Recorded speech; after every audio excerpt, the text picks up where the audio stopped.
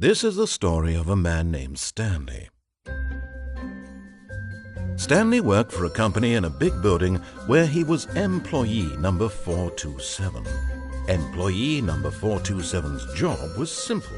He sat at his desk in room 427 and he pushed buttons on a keyboard. Orders came to him through a monitor on his desk, telling him what buttons to push, how long to push them, and in what order. This is what employee 427 did every day of every month of every year.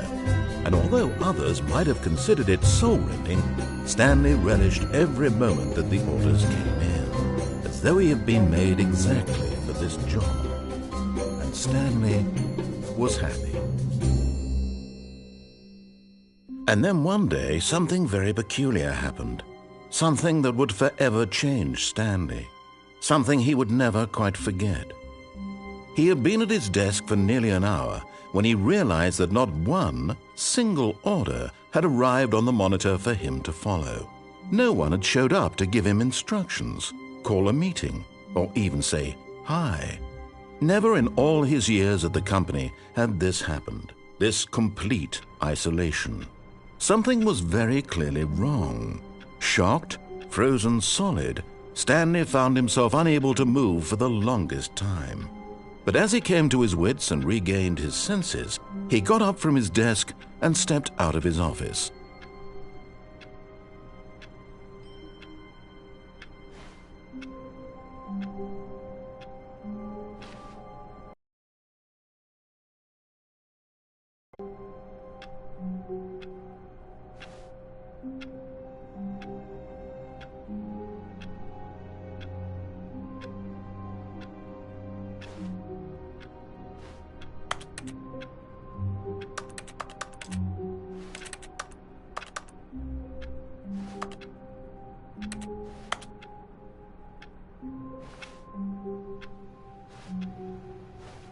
All of his co-workers were gone.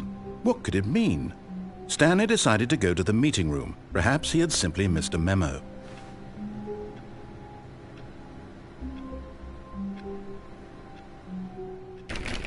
Oh, please. Are you really just doing this for the trophy? Click a door 5 times? Is that all you think a trophy is worth? No. I can't just give these merits away for such little effort. A measly 5 clicks. Now, suppose you were to click the door 20 times. I would say that's the kind of effort that warrants recognition. I have to say I'm still not feeling the satisfaction of witnessing true effort for a noble cause. Perhaps 50 clicks will do it. Yes, almost certainly 50 clicks.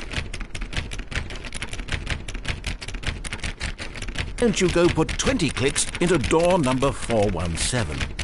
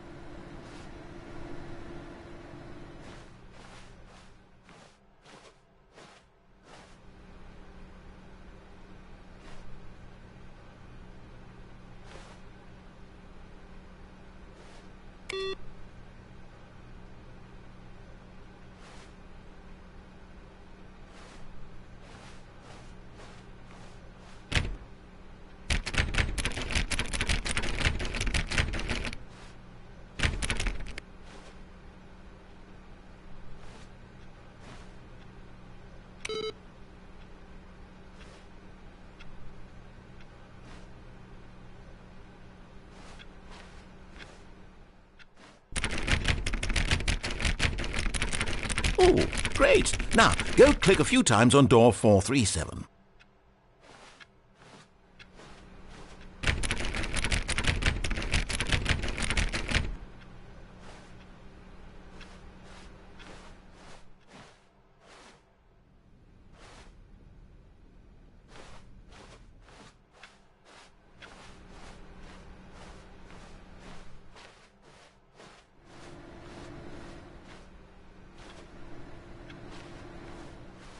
Excellent!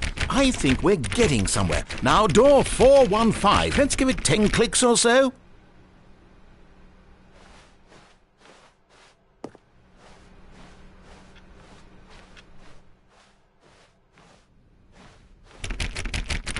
Now, back to door number 437.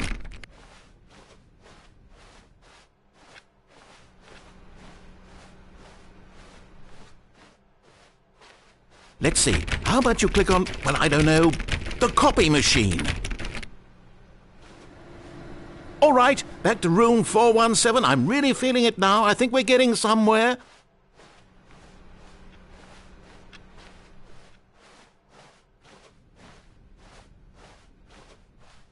Okay, now go climb on employee 419's desk.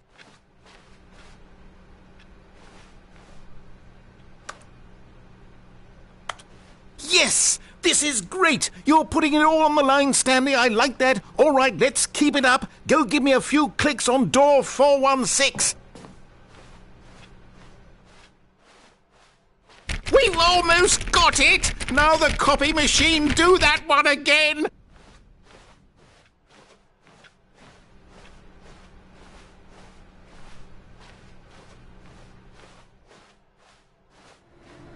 Finish it off, Stanley! 5 clicks on door 430! Yes! We did it! Oh, wow. That felt amazing. Oh, you really earned it, Stanley. Nothing could hold you back. Yes, I'm very proud of how far we've come today.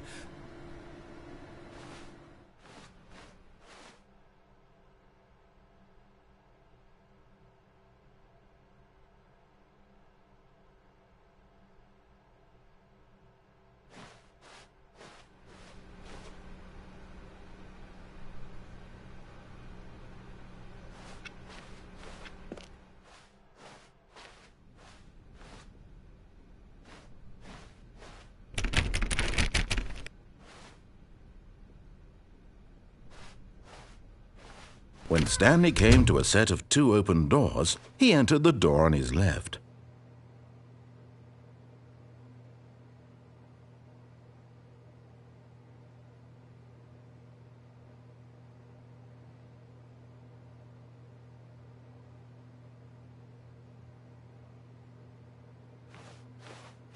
This was not the correct way to the meeting room, and Stanley knew it perfectly well.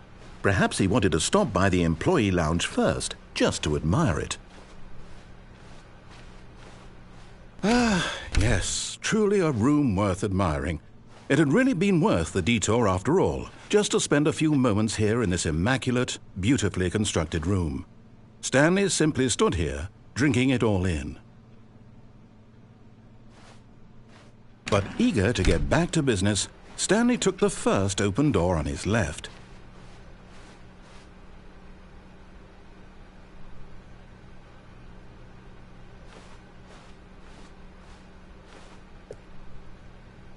Stanley was so bad at following directions, it's incredible he wasn't fired years ago.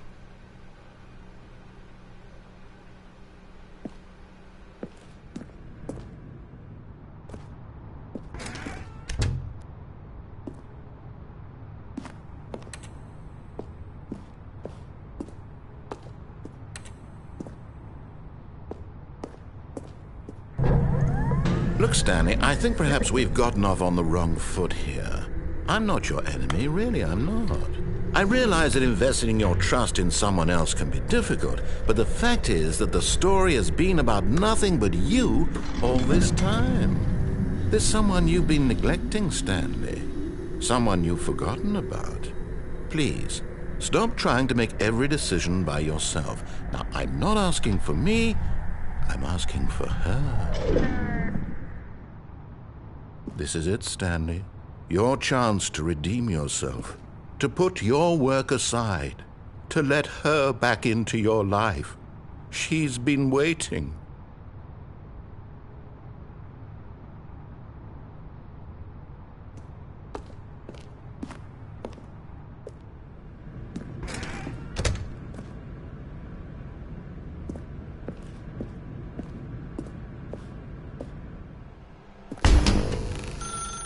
That's her, Stanley. You need to be the one to do this, to reach out to her. If you can truly place your faith in another, then pick up the phone.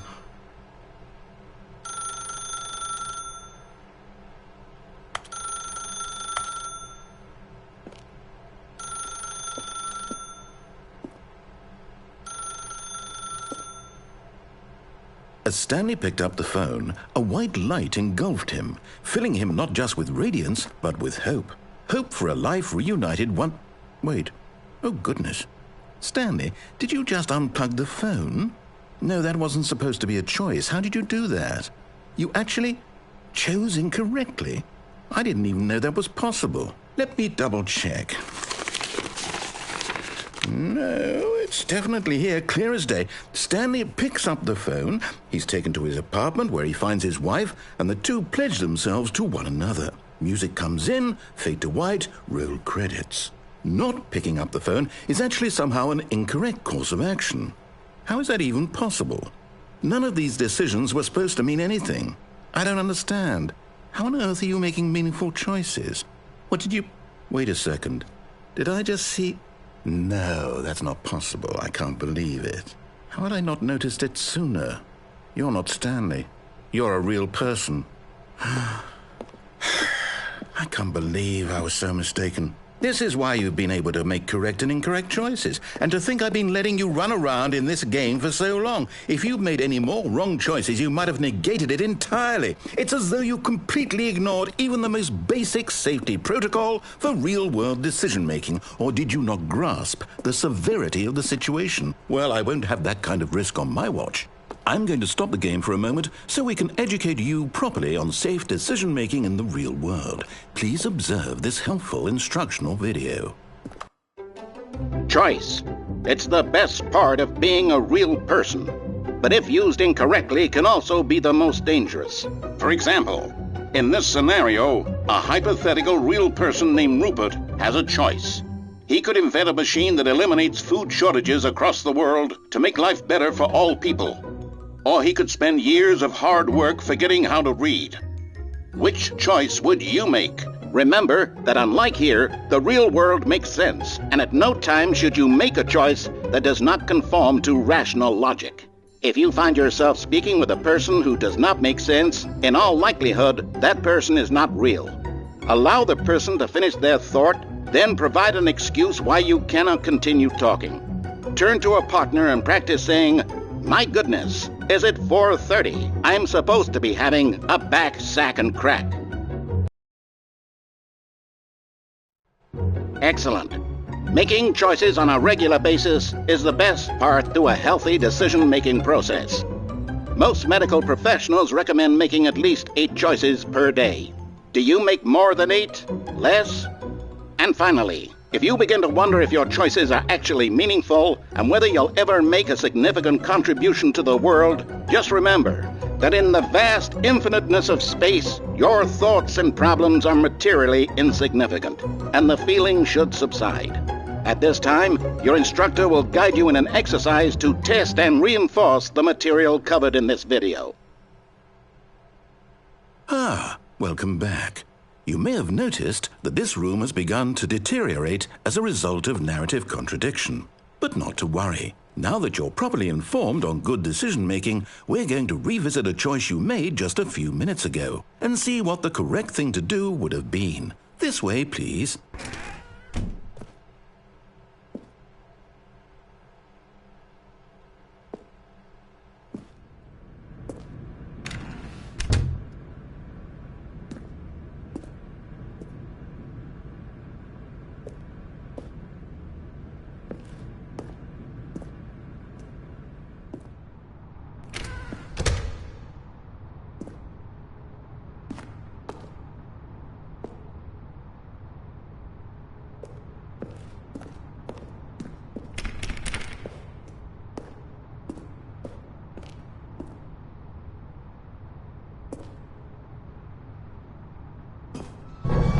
Now that we know your choices are meaningful, we can't have you jumping off the platform and dying. Imagine the main character dying senselessly halfway through the story. That story would make no sense at all. We just need to get you home as soon as possible before the narrative contradiction gets any worse. Unfortunately, it seems this place is not well equipped to deal with reality.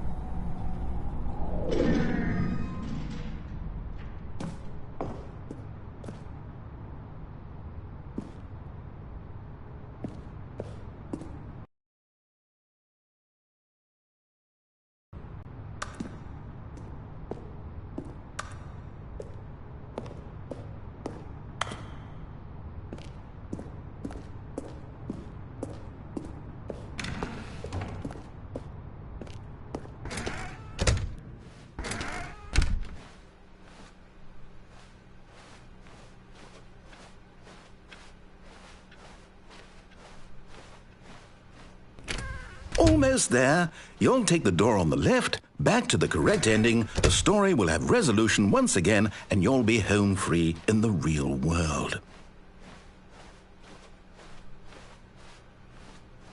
Now remember, all you need to do is behave exactly as Stanley would. That means choosing responsibly and always putting the story first. I'm quite sure you'll be up to the task. Just follow my lead and you'll be fine. All right. When Stanley came to a set of 2 open doors, he entered the door on his left.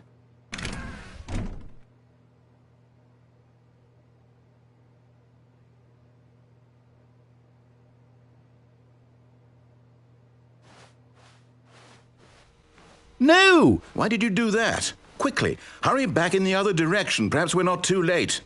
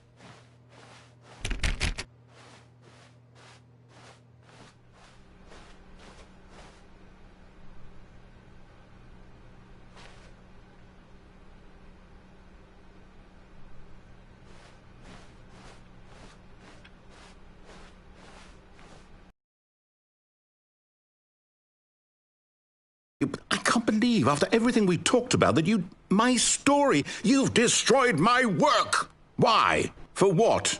What did you get out of that? What did you think was so special about seeing the game undone, left here like so much garbage? It's worthless now. And what am I supposed to do? Even if there were a way to continue, would it be worth it?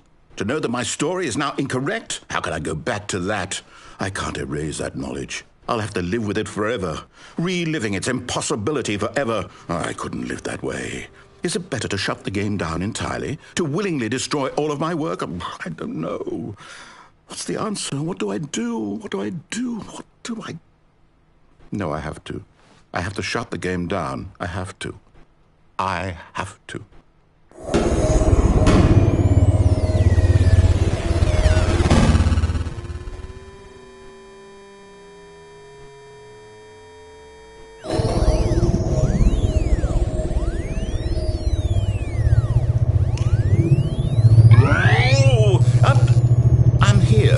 I'm still here in this pile of rubbish, with you, who thought you were so clever. Now look where we are. My entire game is destroyed. It was the only thing in the world that was mine, and you've run it into the ground. What, did you think that would be funny? You just had to see? Didn't I impress upon you how important it was to be like Stanley? He actually knows how to do what I tell him to. He understands that if I say to do something, there's a damn good reason for it. That thought hadn't even occurred to you, had it? That there's a world outside of you? You're a child. Oh, my story. If you'd just gone through the door on the left, you would have seen it. There was a whole underground facility. You would have destroyed it and been victorious. It would have been so perfect. I worked so hard on it. I tried so hard to make... behave exactly as Stanley would. That means choosing responsibly and always putting the story first. I'm quite sure you'll be up to the task. Just follow my lead and you'll be fine. All right. When Stanley came to a set of 2 open doors, he entered the door on his left.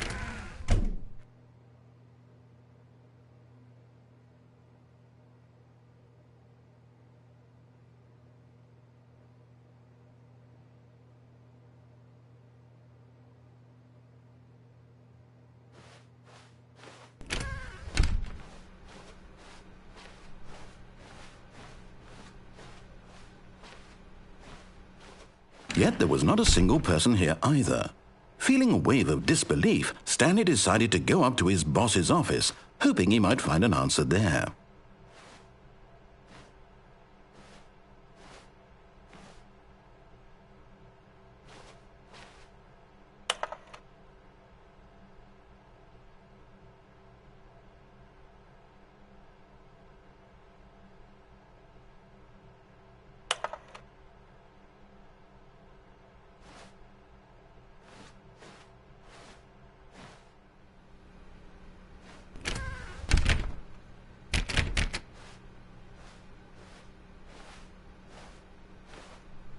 Coming to a staircase, Stanley walked upstairs to his boss's office.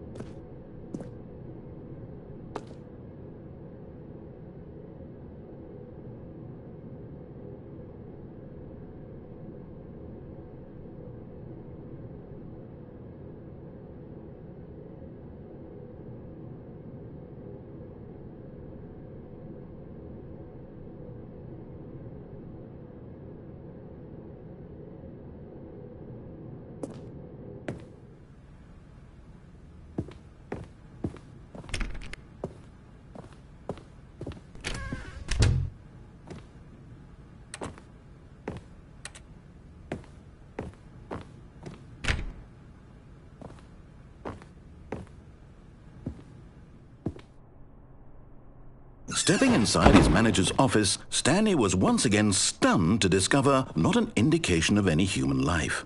Shocked, unraveled, Stanley wondered in disbelief who orchestrated this, until he saw the door with a voice receiver next to it.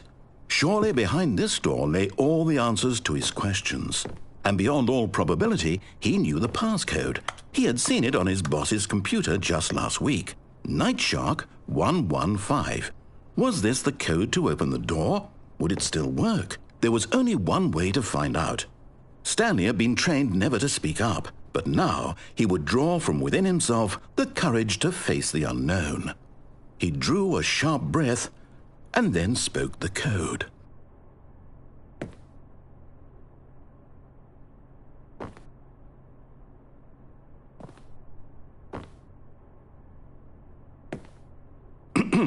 Stanley spoke the code. Nightshark 115. He spoke it into the receiver, right there on the wall.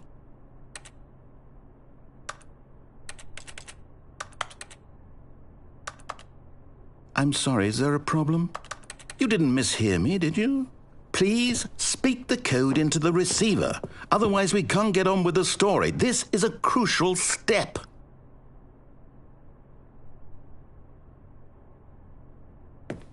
Okay, fine, you're not going to do it, but you know what? It's pretty humiliating to bring you this far, only for you to suddenly decide you have better things to do. I asked you for this one single thing, for your respect. The kind of respect Stanley shows for his choices. He knows what it means to take a story seriously. If you didn't want to see what I had to show you, then why did you come here? You had a choice, you know. You could have gone through the door on the right. You could have done whatever the hell you wanted over there. Why did you come this way? Speak. Say something to me. Explain yourself, you coward. You... When Stanley came to a set of 2 open doors, he entered the door on his left.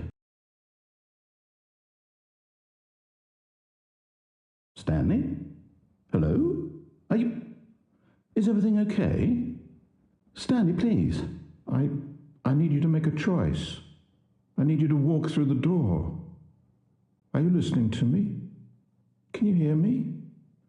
Is everything all right? Stanley, this is important. The story needs you. It needs you to make a decision. It cannot exist without you. Do you understand me? Whatever choice you make is just fine. They're both correct. You cannot be wrong here. We can work together. I'll accept whatever you do. I simply need you to take that step forward, please. Choose. Do something. Anything. This is more important than you can ever know. I need this. The story needs it. So, you hear me? Are you there? Are you listening to this? Stanley, are you there? Okay. It's okay, I can wait. You need time to decide. Time to make sure your choice is correct. That is the best choice. That's all right. I'll wait for you to decide what's the right thing to do. Take as much time as you need.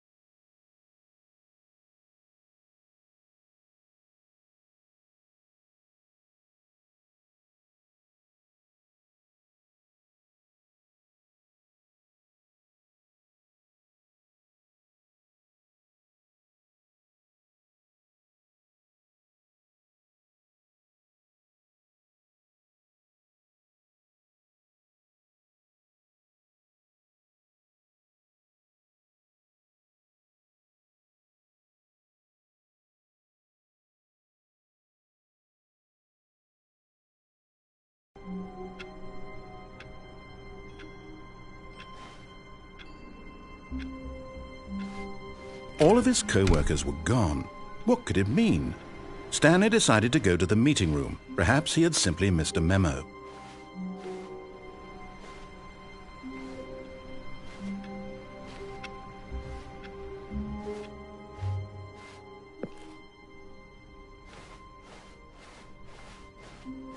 When Stanley came to a set of 2 open doors, he entered the door on his left.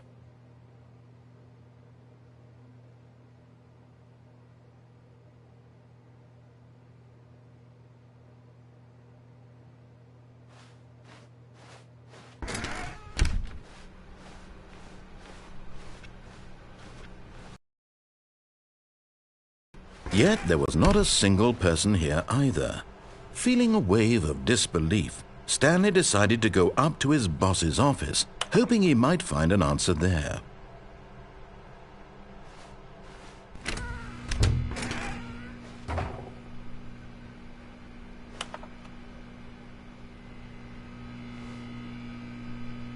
Stanley stepped into the broom closet, but there was nothing here, so he turned around and got back on track.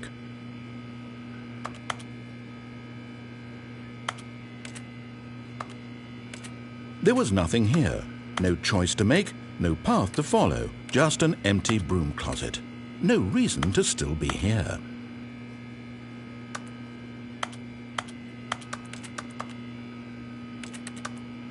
It was baffling that Stanley was still just sitting in the broom closet.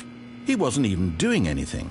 At least if there was something to interact with, he'd be justified in some way. As it is, he's literally just standing there doing sweet FA. Coming to a staircase, Stanley walked upstairs to his boss's office.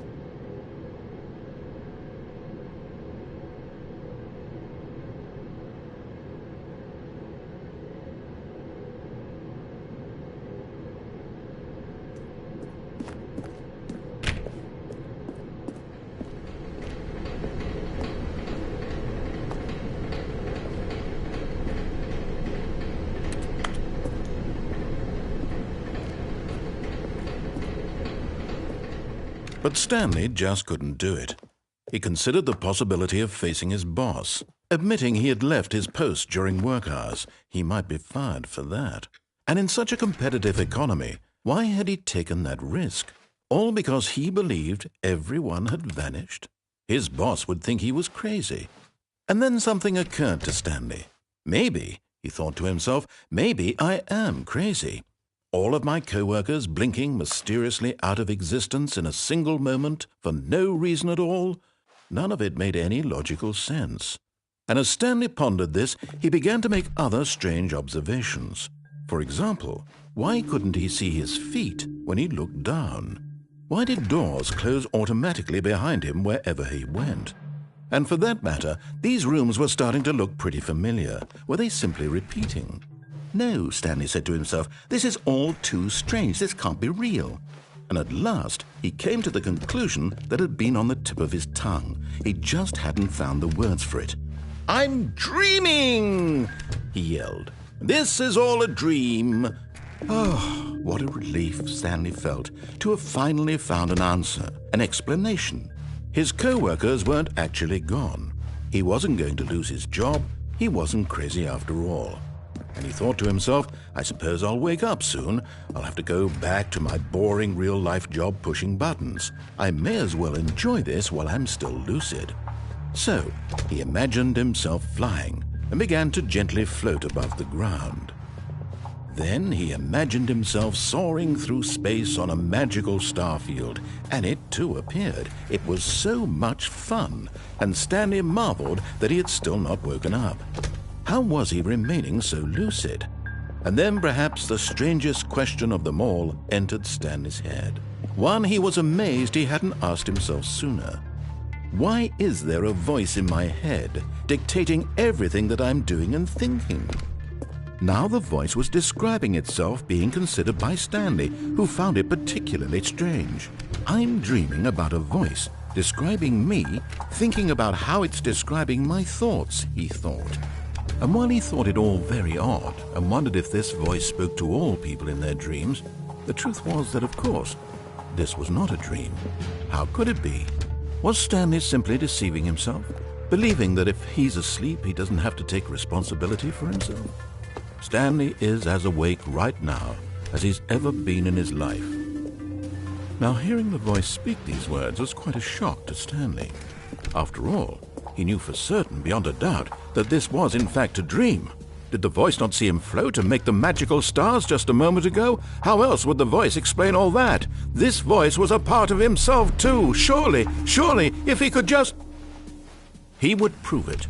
He would prove that he was in control, that this was a dream. So he closed his eyes gently, and he invited himself to wake up. He felt the cool weight of the blanket on his skin, the press of the mattress on his back, the fresh air of a world outside this one. Let me wake up, he thought to himself. I'm through with this dream. I wish it to be over. Let me go back to my job. Let me continue pushing the buttons. Please, it's all I want. I want my apartment, and my wife, and my job. All I want is my life exactly the way it's always been. My life is normal. I am normal. Everything will be fine. I am okay.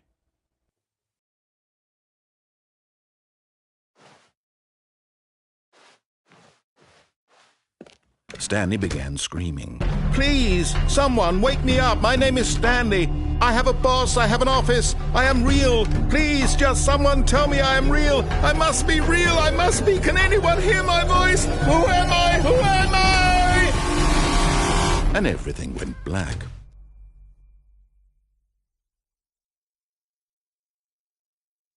This is the story of a woman named Mariella. Mariella woke up on a day like any other.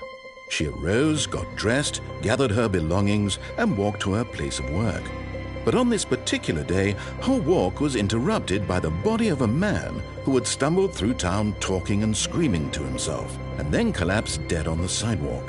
And although she would soon turn to go call for an ambulance, for just a few brief moments she considered the strange man.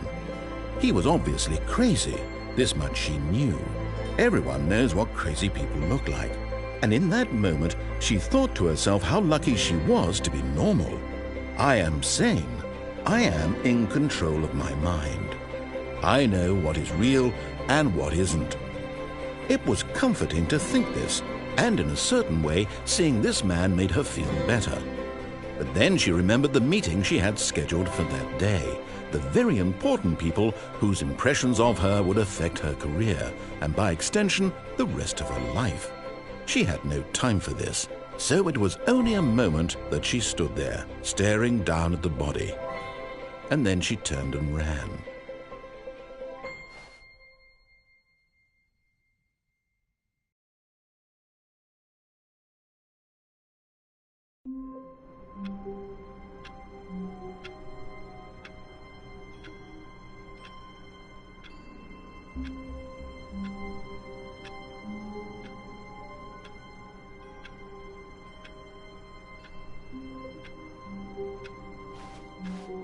All of his co-workers were gone. What could it mean? Stanley decided to go to the meeting room. Perhaps he had simply missed a memo.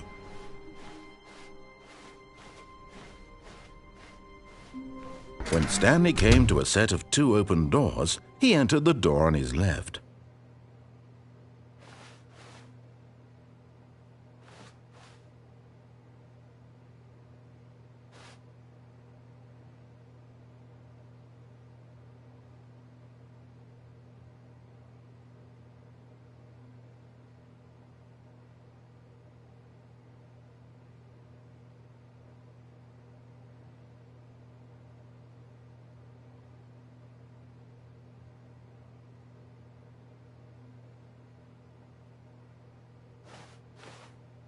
This was not the correct way to the meeting room, and Stanley knew it perfectly well.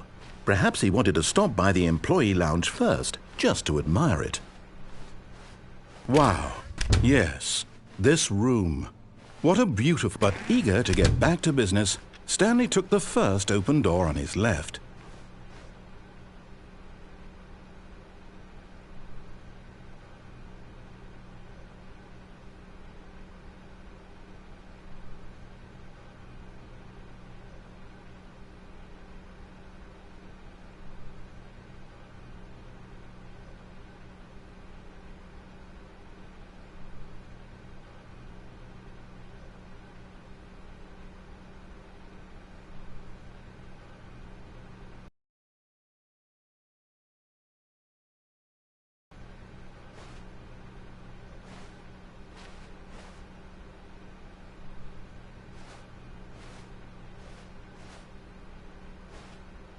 And so he detoured through the maintenance section, walked straight ahead to the opposite door, and got back on track.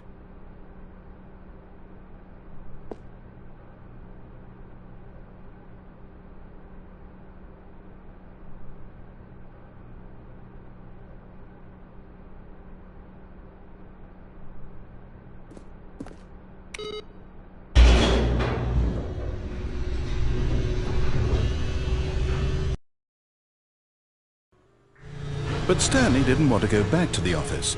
He wanted to wander about and get even further off track. So now in order to get back, he needed to go, from here it's, left.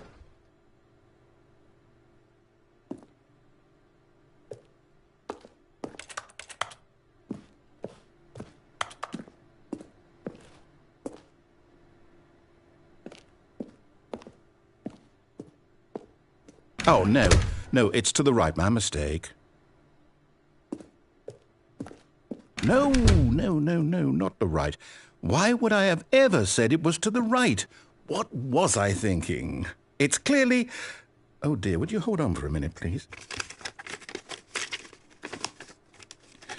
Now, let's see. We went down right, left, down, left, right. Yep, okay, yes. I've got it now. This story is absolutely, definitely this way.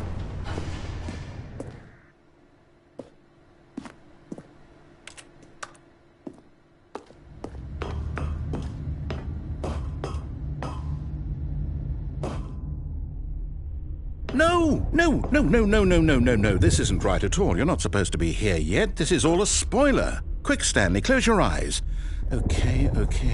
We just have to get back to, oh, who am I kidding? It's all rubbish now. The whole story completely unusable. How about, rather than waste my time trying to salvage this nonsense, we'll just restart the game from the beginning. And this time, suppose we don't wander so far off track, Okay, from the top.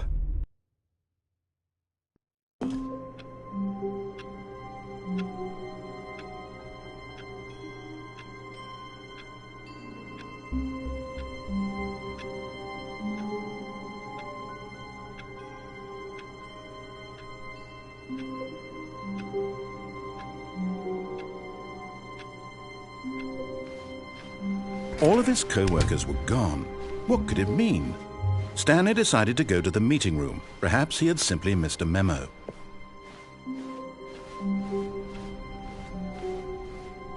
When Stanley... Wait, what? No, I restarted. I swear I definitely restarted the game over, completely fresh. Everything should be... Oh, did something change? Stanley, did you change anything when we were back in that room with all the monitors? Did you move the story somewhere or... Hold on. Why am I asking you? I'm the one who wrote the story. It was right here just a minute ago. I know for sure that it's here somewhere. Okay, then. It's an adventure. Come, Stanley. Let's find the story.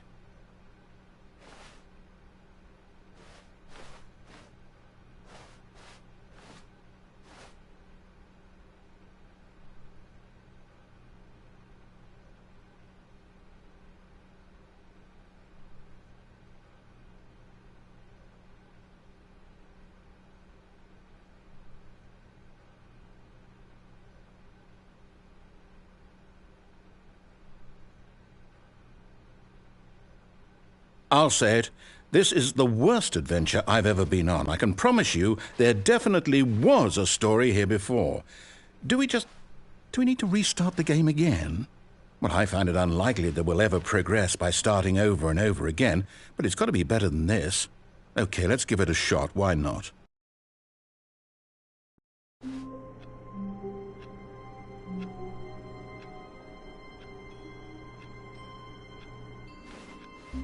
All of his co-workers were gone. What could it mean? Stanley decided to go to the meeting room. Perhaps he had simply missed a memo.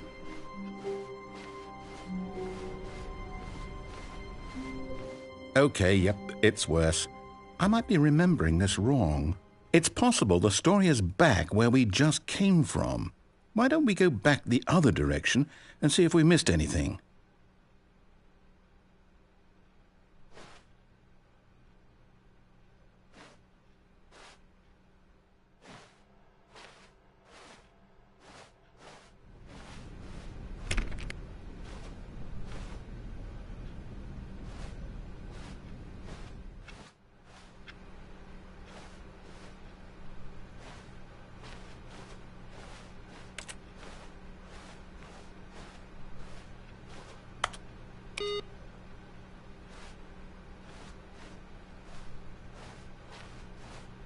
Aha! I knew we'd miss something. The story. Here it comes.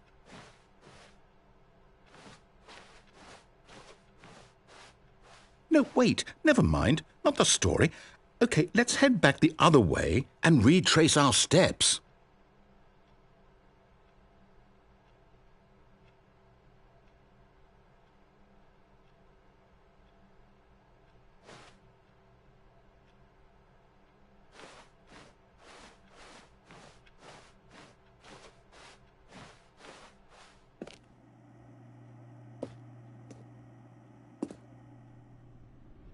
Now this...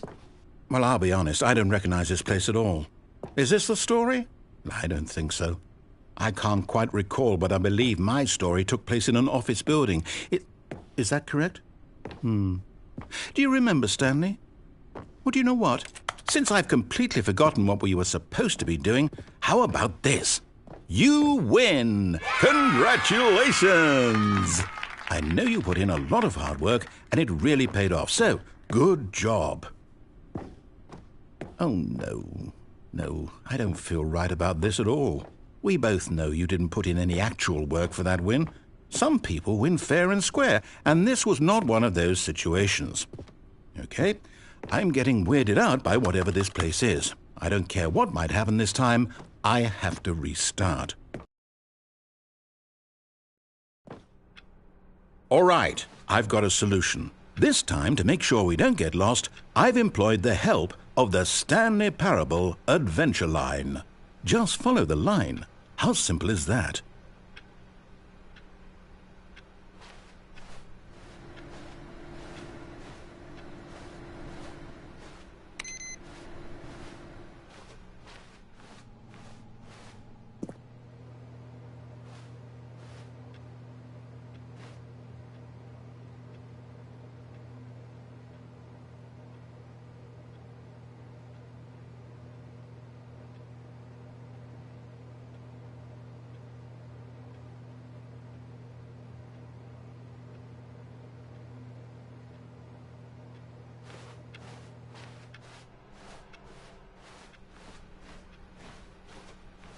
No, I'm down. We're leaving it up to the line from now on.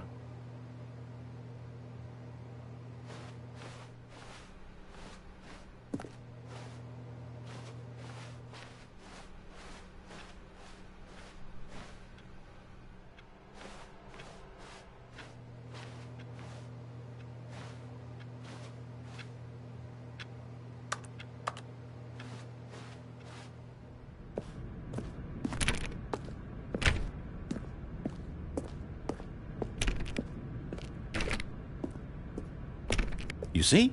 The line knows where the story is. It's over in this direction. Onward, Stanley, to destiny. Though, here's a thought. Wouldn't wherever we end up be our destination, even if there's no story there? Or to put it another way, is the story of no destination still a story? Simply by the act of moving forward, are we implying a journey such that a destination is inevitably conjured into being via the very manifestation of the nature of life itself? Okay, Stanley, I need to follow this train of thought for a minute. Just stick with me. Now, we can both agree that the nature of existence is in fact a byproduct of one's subjective experience of that existence, right? Okay. Now, if my experience of your existence rests inside of your subjective experience of this office, is this office, in fact, the skeleton of my own relative experiential mental subjective construct? Whoa. Hang on. That got a bit weird back there. Well, I'd like to apologize. Not sure where I was going with all that. You know what? I think what we need right now is a bit of music to lighten the mood.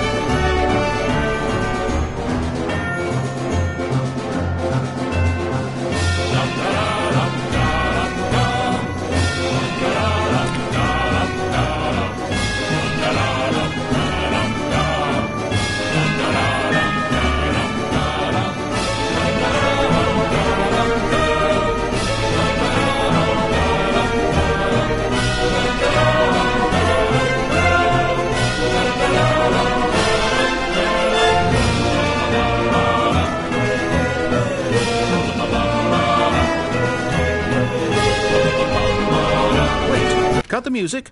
Go back and look at that fern.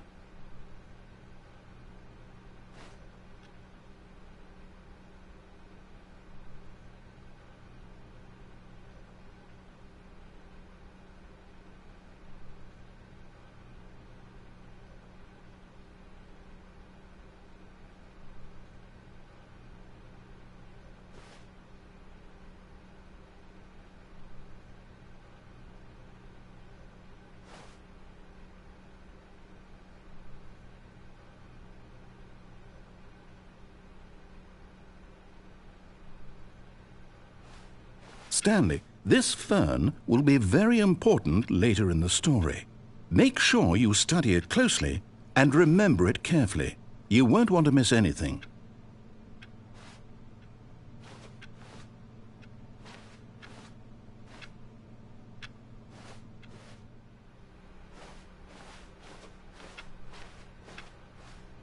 Wait, what?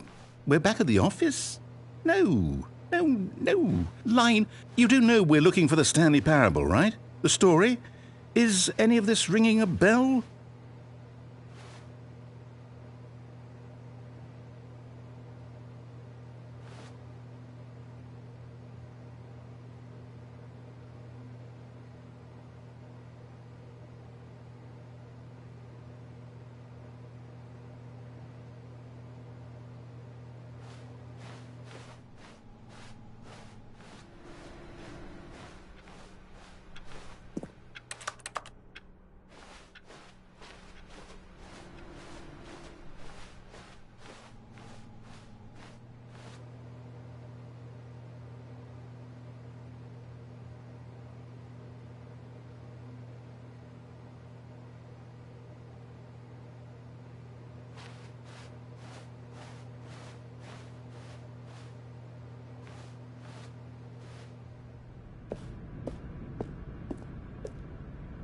Oh, no, not again. Line, how could you have done this to us? And after we trusted you, after everything we've been through, you... Oh, I can't take this anymore. To hell with it. Restart.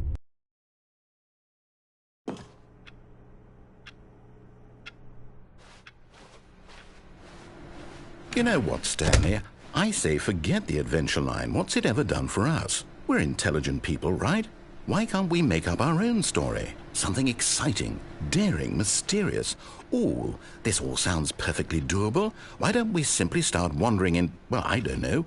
How about this direction?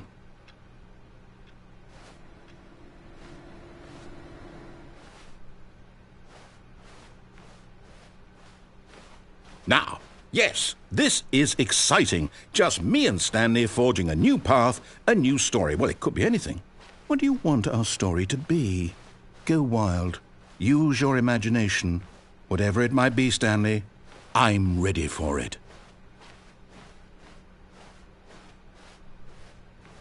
Oh, no, not you again. Stanley, I'd also like to veto the line from having any role in our awesome new story. No lines or monitor rooms. Just don't acknowledge it, and we should be fine.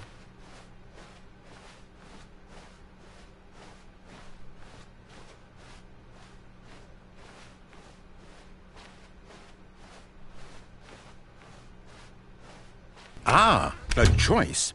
We get to make a decision. From here, the story is in our control. How important we mustn't squander the opportunity. In fact, I believe I need a minute to think here. Just walk in circles for a minute. Okay, so I know that each door has to lead somewhere, which means that somewhere at the place where we're trying to go, there must be a reverse door that leads here. And that in turn means that our destination corresponds with the counter-inverted reverse door's origin. So starting from the right, let us ask, will taking the right door lead us to where we're going? And since the answer is clearly yes, then by all accounts, the door on the right is the correct one. Another victory for logic. Come, Stanley, our destiny awaits.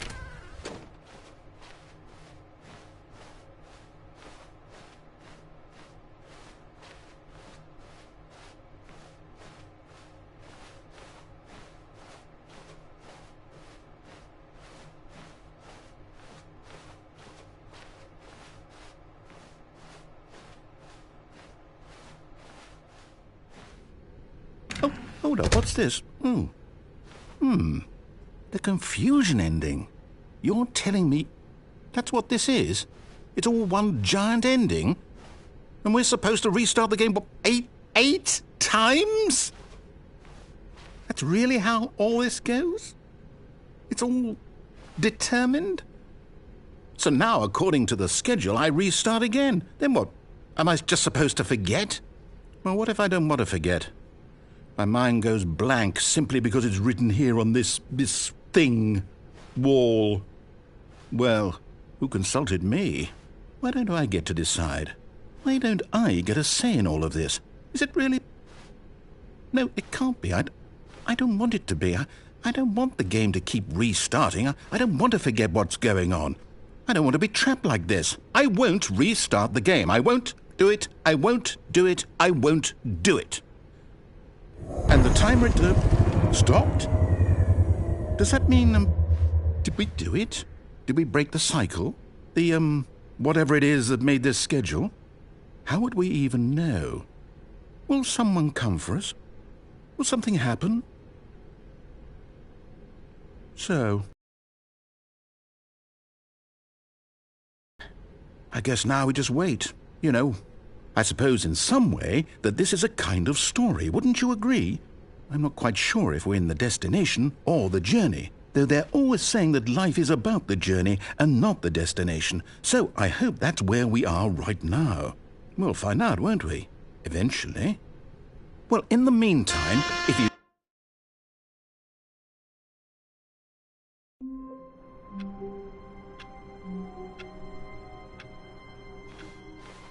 All of his co-workers were gone. What could it mean? Stanley decided to go to the meeting room. Perhaps he had simply missed a memo.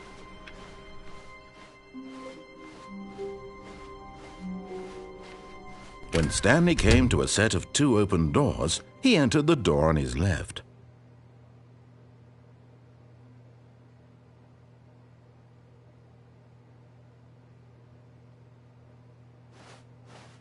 This was not the correct way to the meeting room, and Stanley knew it perfectly well.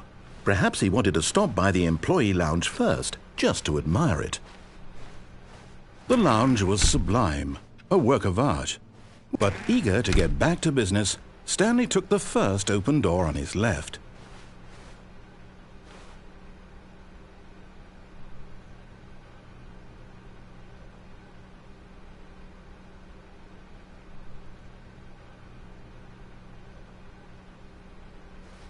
And so he detoured through the maintenance section, walked straight ahead to the opposite door, and got back on track.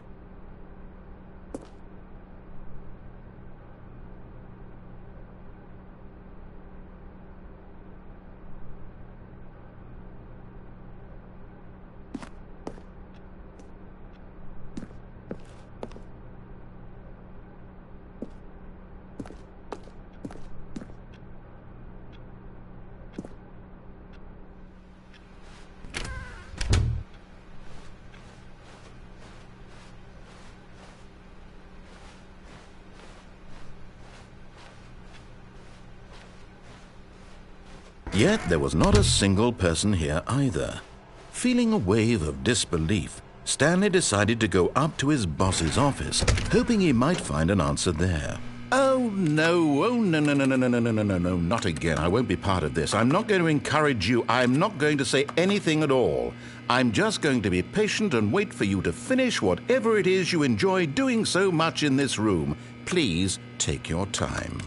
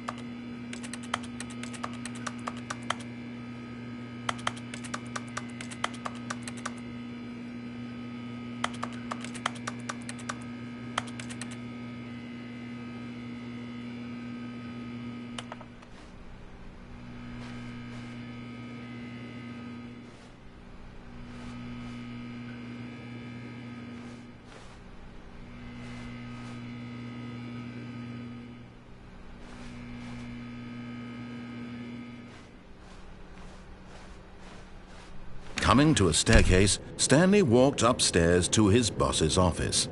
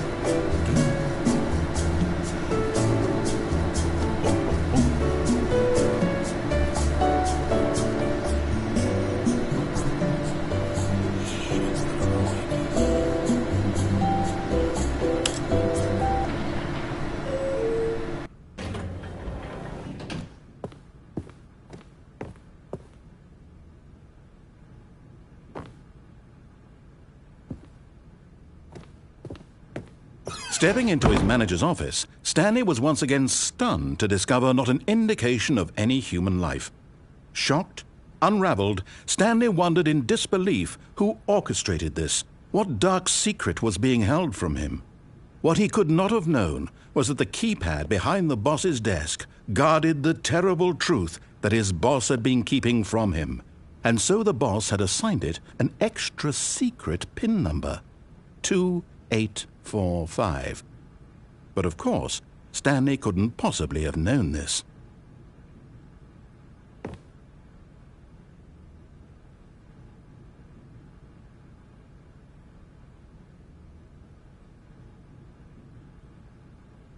Stanley just sat around twiddling his thumbs. Trying to input anything on the device was useless, since he could never possibly know that the combination was 2845.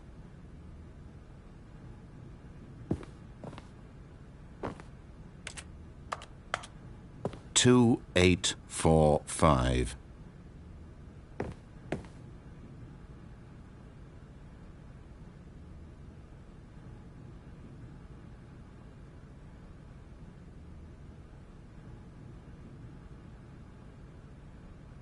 Forgot, but it turns out that the panel's emergency override kicked in, and the door just opened all by itself, and Stanley got the hell along with the story. Well, whoop-de-doo.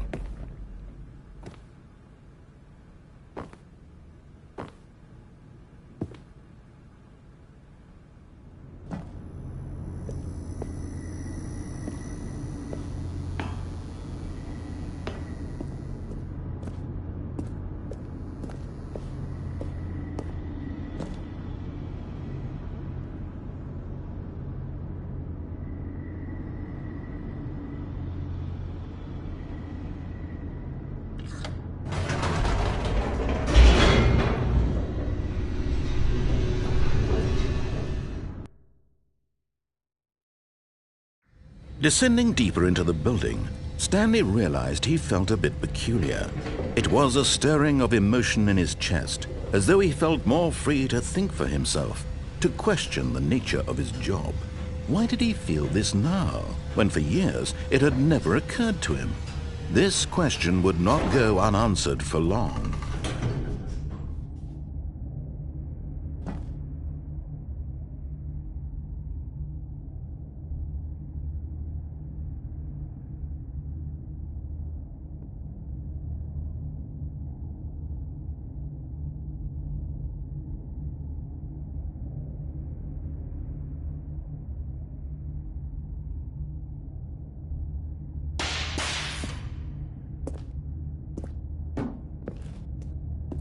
Stanley walked straight ahead through the large door that read Mind Control Facility.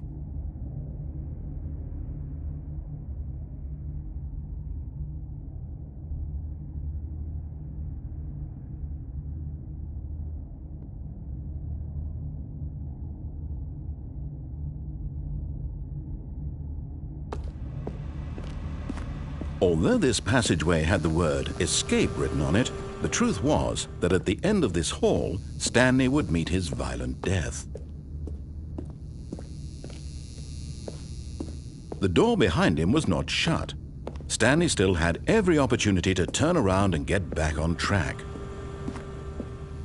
At this point, Stanley was making a conscious, concerted effort to walk forward and willingly confront his death.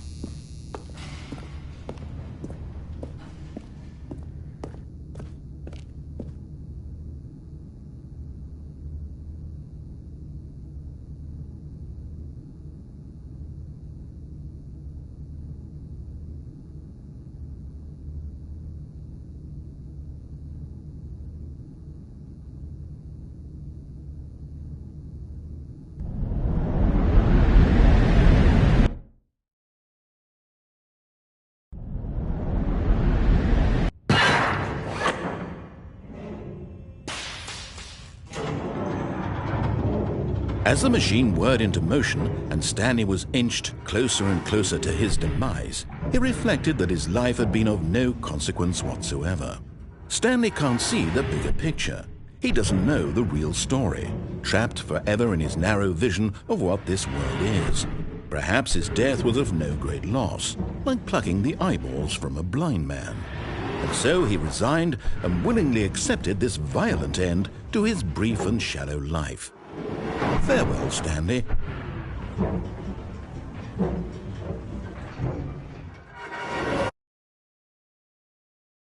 "Farewell, Stanley," cried the narrator, as Stanley was led helplessly into the enormous metal jaws. In a single visceral instant, Stanley was obliterated as the machine crushed every bone in his body, killing him instantly.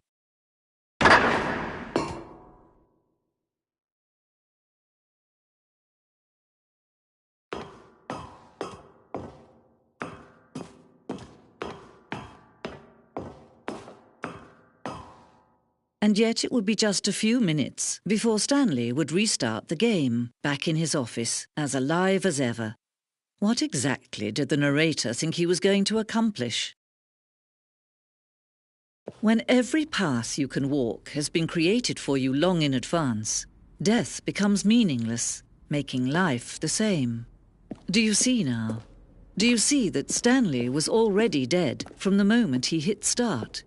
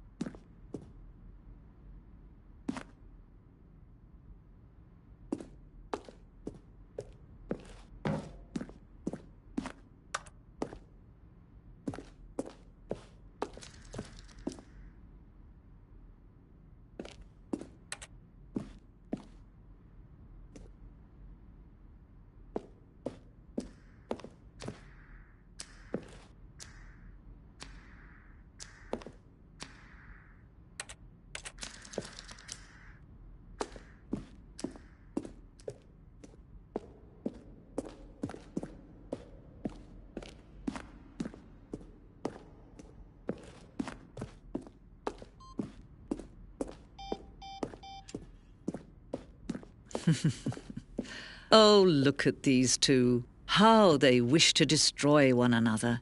How they wish to control one another. How they both wish to be free.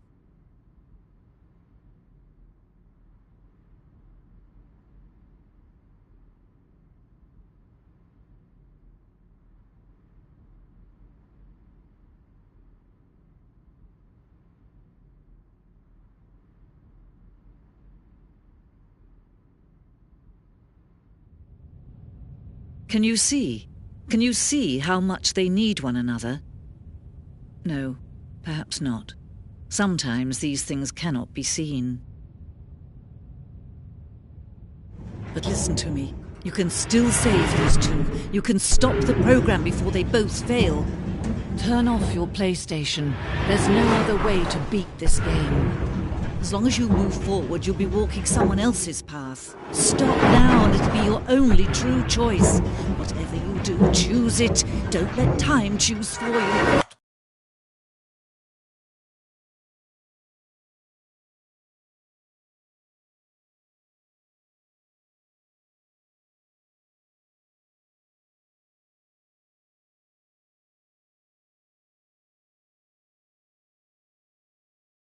Don't let...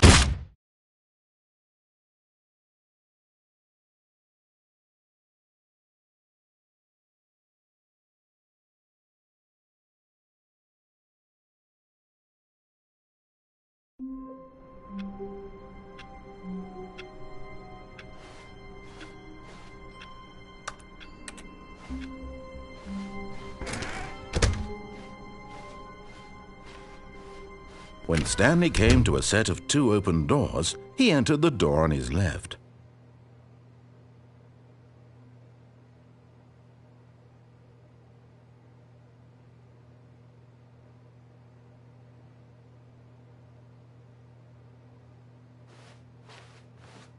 This was not the correct way to the meeting room, and Stanley knew it perfectly well. Perhaps he wanted to stop by the employee lounge first, just to admire it. Standing now in this incredible room, Stanley for the first... But eager to get back to business, Stanley took the first open door on his left.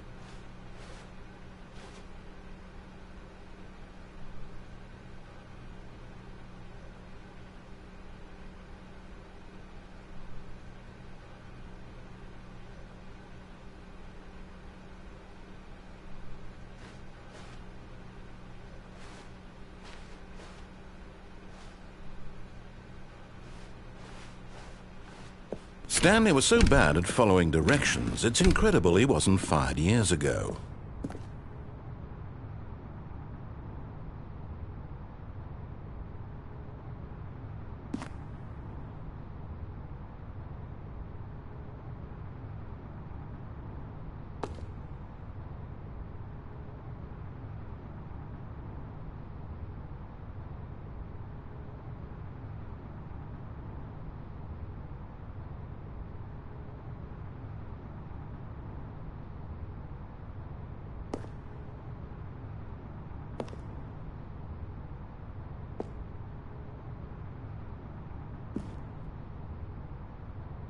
But in his eagerness to prove that he is in control of the story and no one gets to tell him what to do, Stanley leapt from the platform and plunged to his death.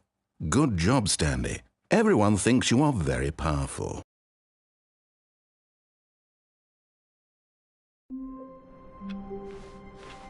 All of his co-workers were gone. What could it mean? Stanley decided to go to the meeting room. Perhaps he had simply missed a memo.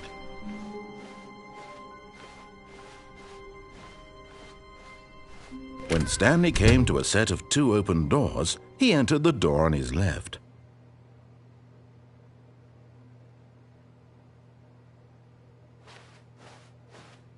This was not the correct way to the meeting room, and Stanley knew it perfectly well.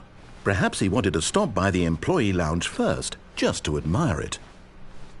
Stanley felt lightheaded, butterflies in his stomach, giddy in a way he had never known before. Was it this room? A connection between the two? Could a man love a room?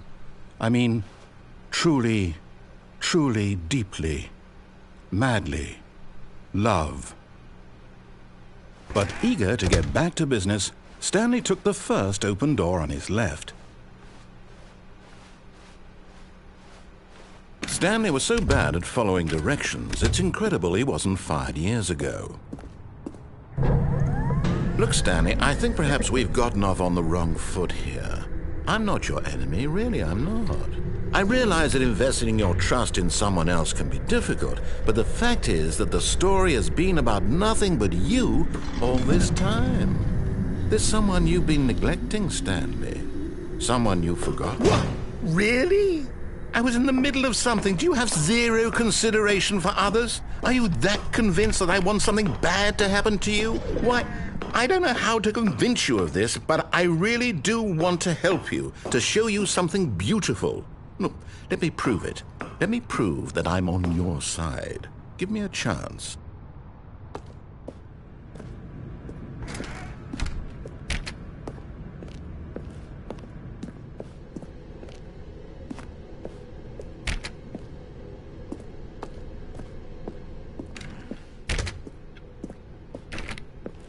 Now listen carefully, this is important. Stanley walked through the red door.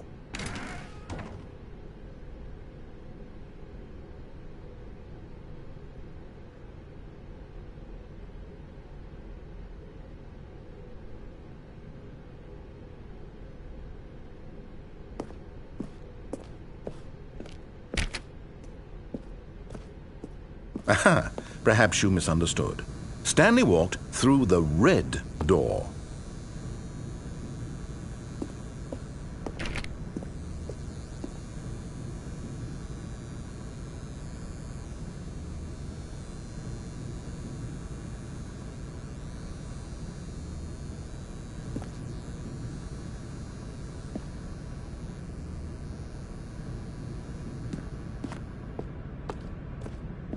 I still don't think we're communicating properly. Stanley walked through the red door.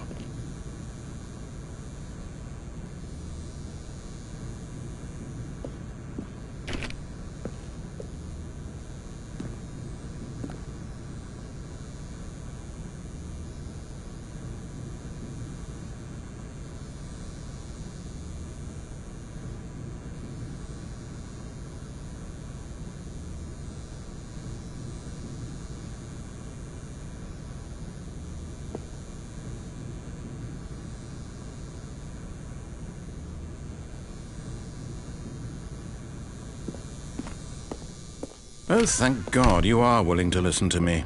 Do you see that I really have wanted you to be happy all this time? The problem is all these choices. The two of us always trying to get somewhere that isn't here. Running and running and running, just the way you're doing right now. Don't you see that it's killing us, Stanley? I wanted to stop. We would both be so much happier if we just stopped. And I think I have a solution. Here, let me show you.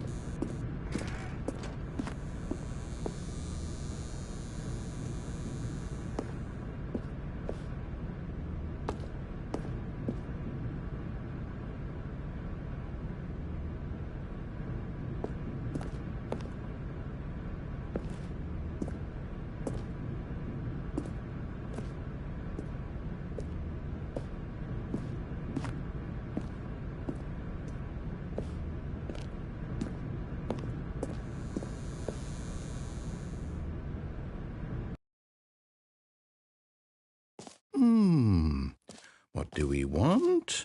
What are we looking for? Here. Yes. Oh, it's beautiful, isn't it?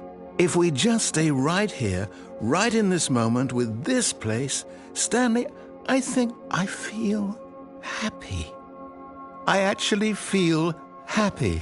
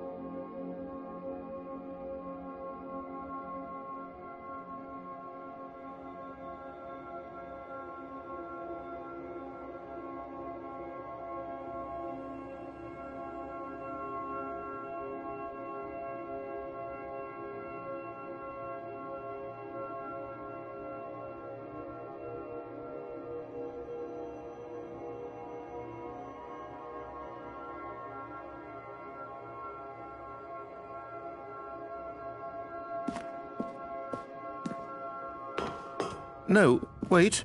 Where are you going?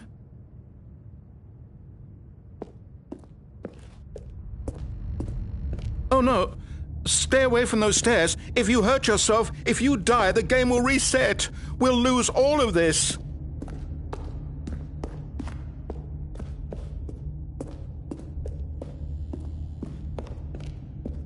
Please, no, Stanley, let me stay here. Don't take this from me. Please, Stanley, think about what you're doing.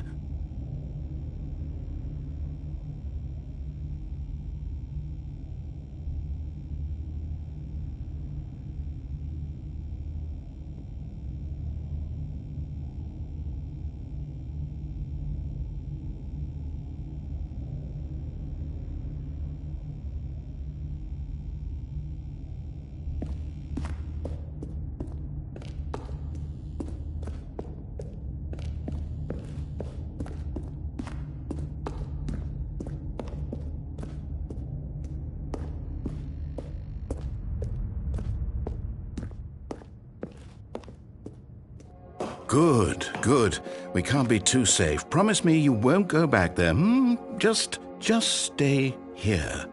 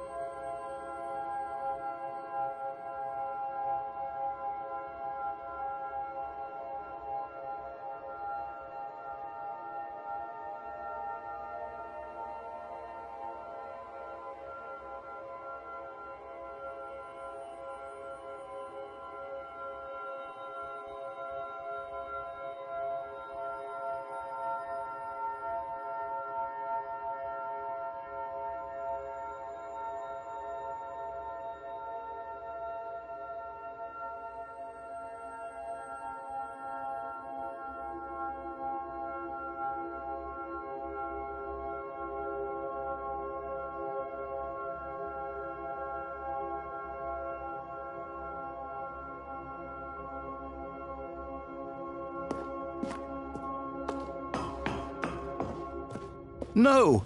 What did we talk about? You're risking everything we achieved here. You heard me before, didn't you? You will die! What about this isn't getting through to you?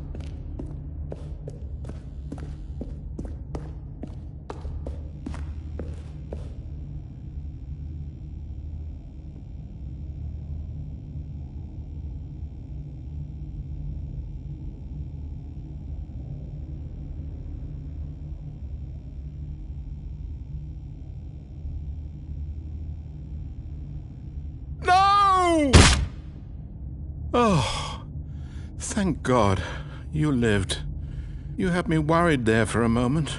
Now, can we please get back to the other room?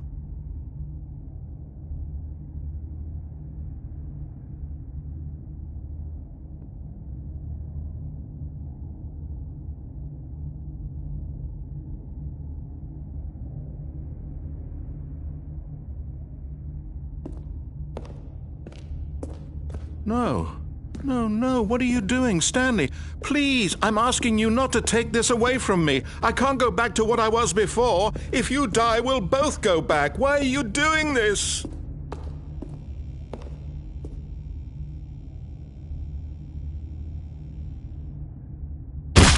Stanley, let's go back to the other room.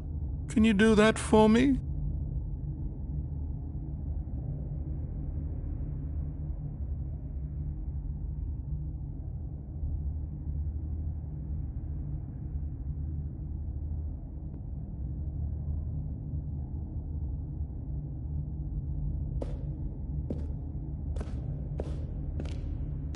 My God, is this really how much you dislike my game?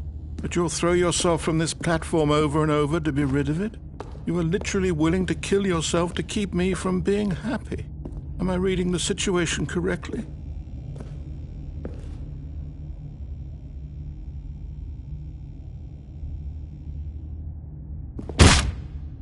Or maybe you're just getting a kick out of it.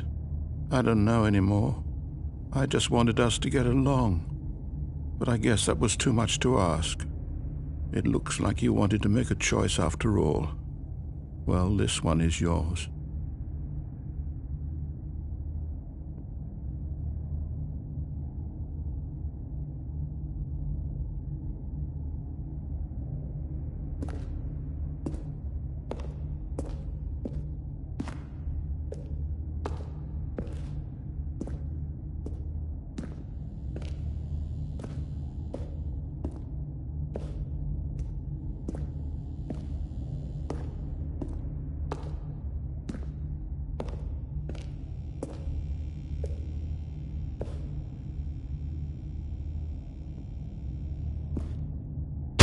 Is it over?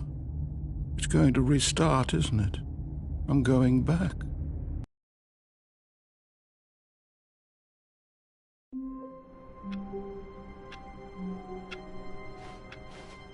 How wonderful. Stanley was alone. Finally. This is great, he thought to himself. This is what I've wanted all along. I got what I wanted.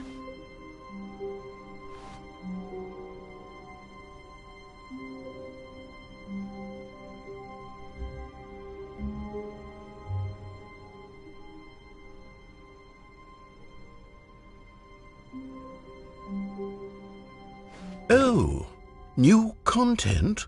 What does that mean, new content?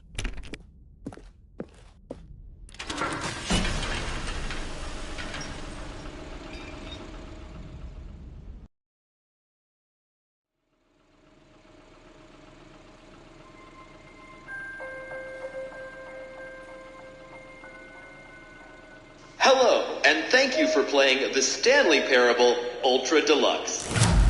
As you may know, the Stanley Parable was a video game released in 2013 on home computers.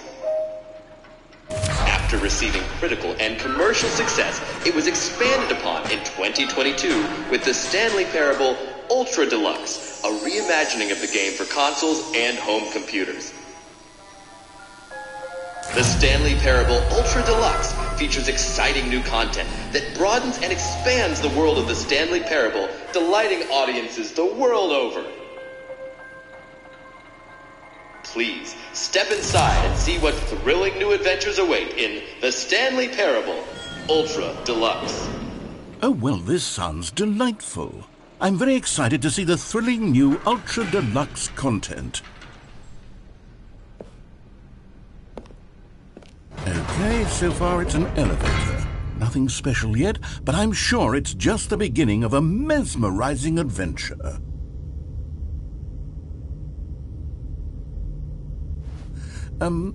Is it broken?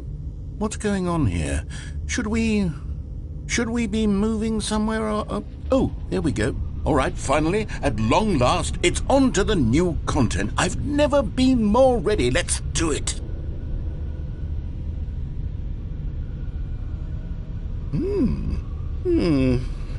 I have to say, initial impressions of Stanley Parable Ultra Deluxe, mostly tedious. It's as if Oh, okay. Let's see the content. Give me the content, Stanley.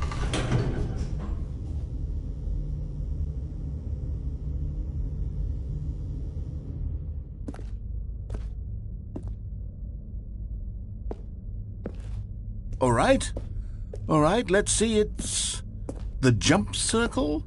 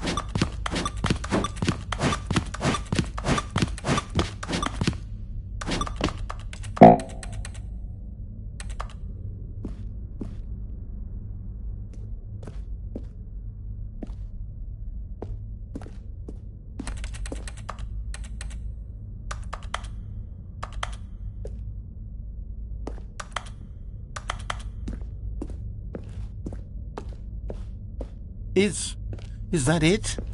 Surely that's not all the new content. There has to be something else, right? Goodness, another elevator. Stanley, I have to say, initial impressions of this game are not positive. It's just elevators and jumping. Is this what passes for exciting new content? If this is new content, then I could just read you the whole dictionary. There's 20 hours of new content right there. Hell, I could count to 30 trillion. You could put that on the box. The Stanley Parable Ultra Deluxe, now with over 1,000 hours of new content. And if... Oh, wait. There's more. Very good. Yes. I knew there had to be something else. Let's see it. I'm ready for whatever it is.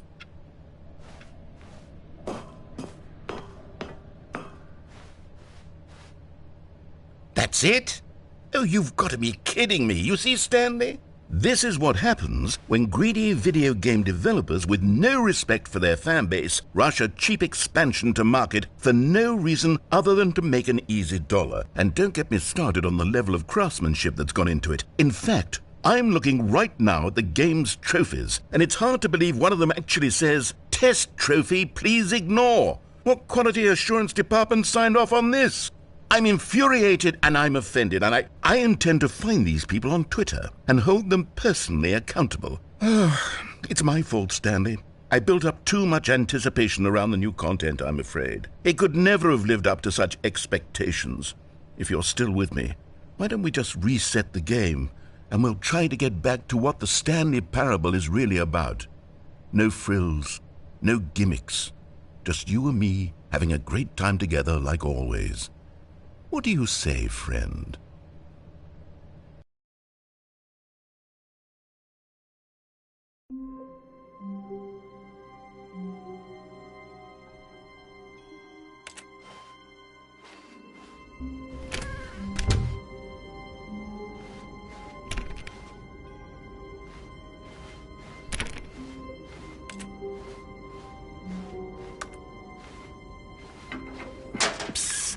Stanley, come over here.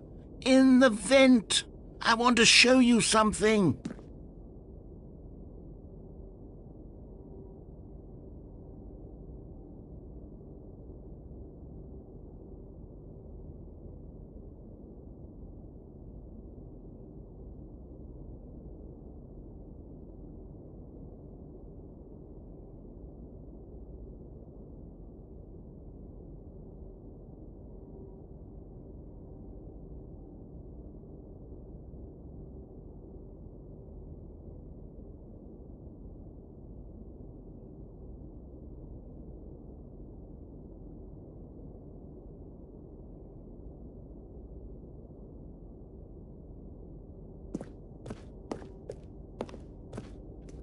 Oh, you don't want to see the cool surprise I made for you? Well, fine. You're a dork anyway, so who cares?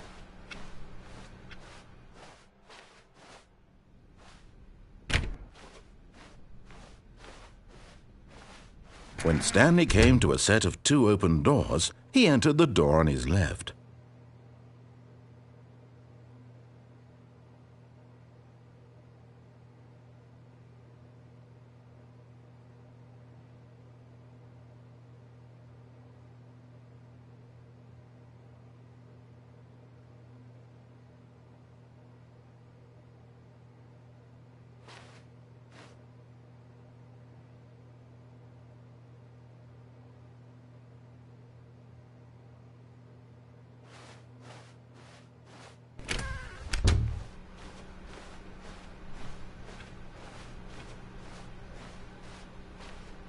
Yet there was not a single person here either. Feeling a wave of disbelief, Stanley decided to go up to his boss's office, hoping he might find an answer there. Coming to a staircase, Stanley walked upstairs to his boss's office.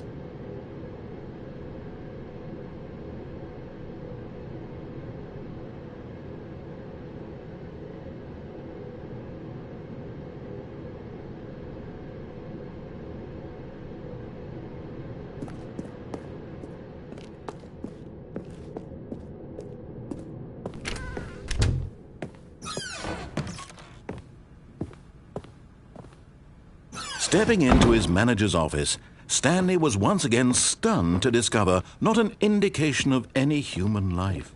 What could it mean? Stanley wondered aloud to nobody. He began wildly tearing through papers on the boss's desk, pulling books off the shelf, looking behind paintings, desperate for clues to his situation. But his attention was caught by a keypad behind the boss's desk. What could its purpose be? In fact, this keypad guarded the terrible secret that lay buried below his feet. And so the boss had assigned it an extra secret PIN number, 2845. But of course, Stanley couldn't possibly have known this.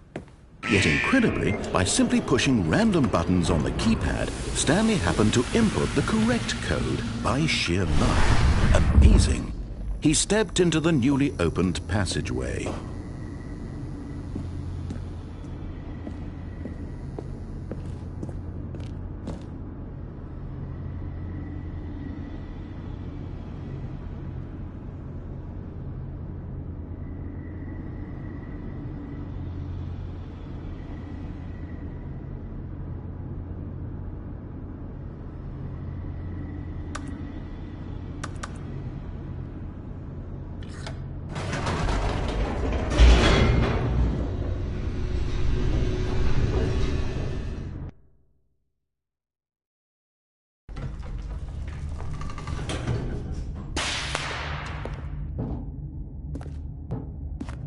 Stanley walked straight ahead through the large door that read Mind Control Facility.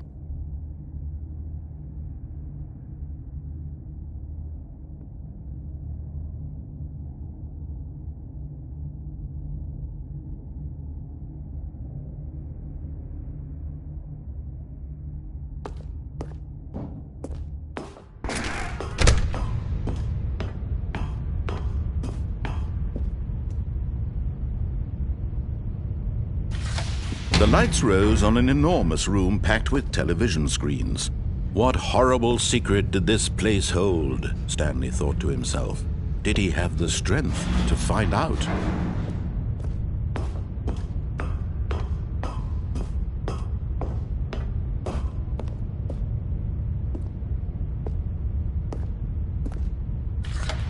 Now the monitors jumped to life, their true nature revealed.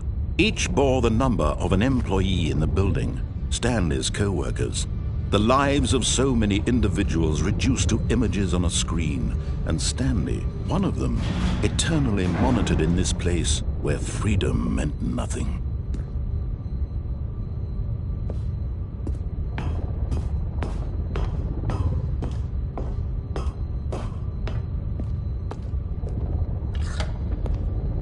This mind control facility, it was too horrible to believe. It couldn't be true.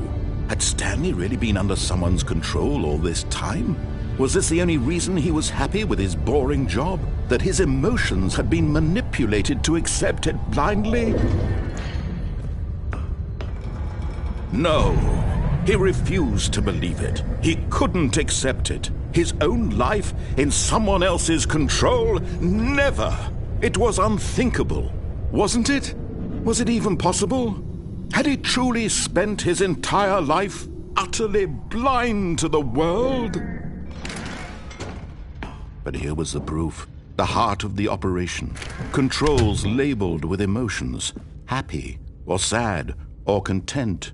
Walking, eating, working, all of it monitored and commanded from this very place. And as the cold reality of his past began to sink in, Stanley decided that this machinery would never again exert its terrible power over another human life, for he would dismantle the controls once and for all.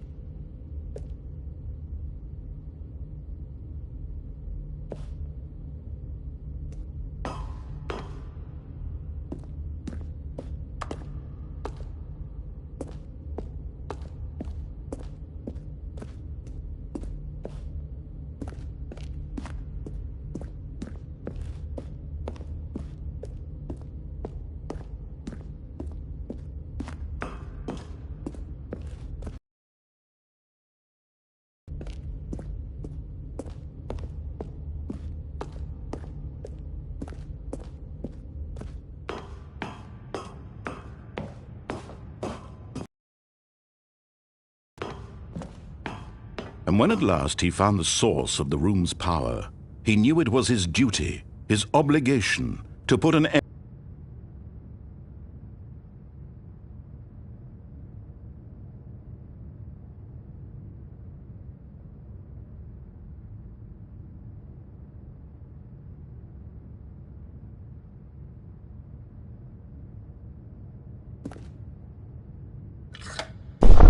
Oh, Stanley, you didn't just activate the controls, did you? After they kept you enslaved all these years, you go and you try to take control of the machine for yourself. Is that what you wanted? Control? Oh, Stanley, I applaud your effort, I really do. But you need to understand, there's only so much that machine can do. You were supposed to let it go, turn the controls off, and leave. If you want to throw my story off track, you're going to have to do much better than that. I'm afraid you don't have nearly the power you think you do. For example, and I believe you'll find this pertinent, Stanley suddenly realized he had just initiated the network's emergency detonation system. In the event that this machine is activated without proper DNA identification, nuclear detonators are said to explode, eliminating the entire complex. How long until detonation then? Let's say, 2 minutes.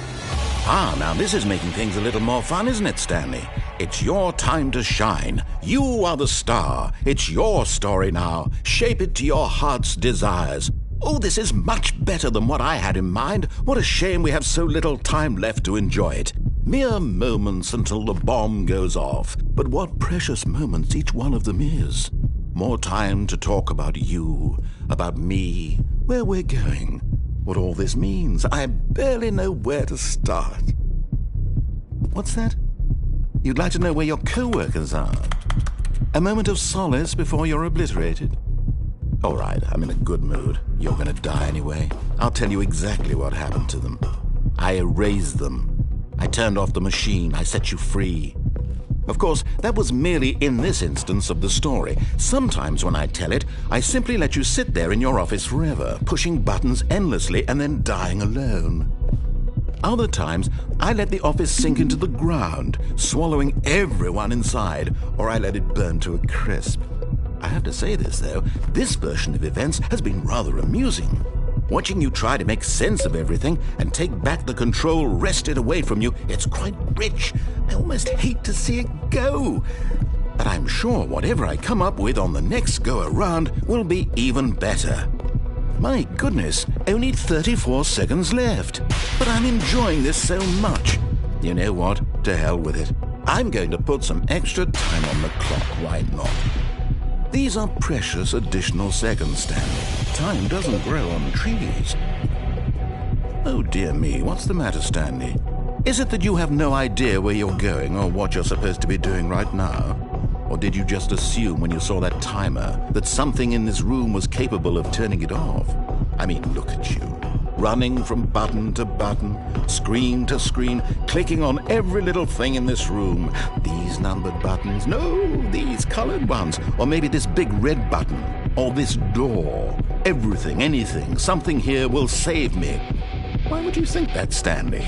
That this video game can be beaten? Won? Solved? Do you have any idea what your purpose in this place is?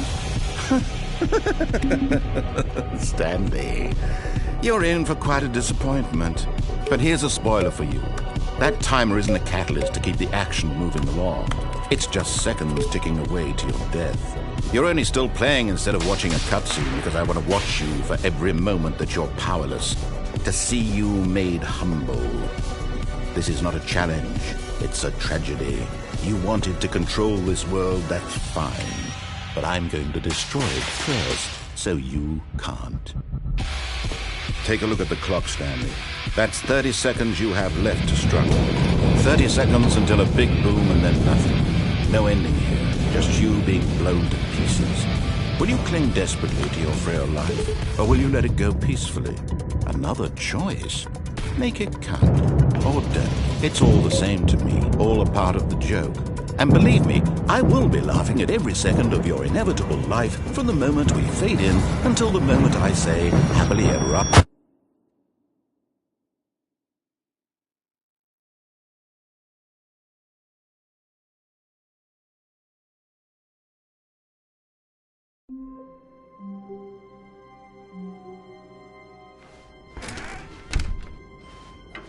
Psst!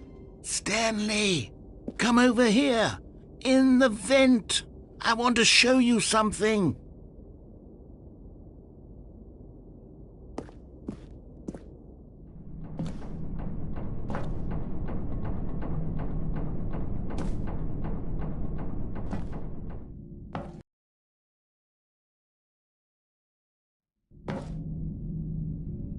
Okay, you remember how cheap and unsatisfying the new Ultra Deluxe content turned out to be? Well, it got me thinking about the past and how much better the Stanley Parable used to be. So I made something special and tucked it away here where the game's developers won't find it.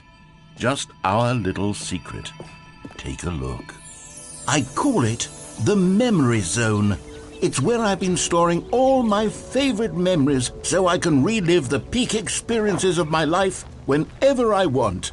Experiences like the launch of the Stanley Parable on PC. You see, Stanley, doesn't the Memory Zone remind you of how wonderful Stanley Parable was before it was sullied with a cheap PlayStation port? Remember back in October of 2013 when the game originally launched? Back then, video games had integrity. Back then, it all meant something. Oh, the waste. And over here is where I keep reviews of the Stanley Parable. Like this stunning triumph of games journalism, 10 out of 10 from Destructoid.com. James Stephanie Sterling writes, and I quote, "Where so many games that aspire to be more than games end up less than any form of art, Stanley Parable strives and then succeeds to be every game ever created." Did you hear that, Stanley? Every game ever created. That's how grand and all-encompassing the original Stanley Parable was.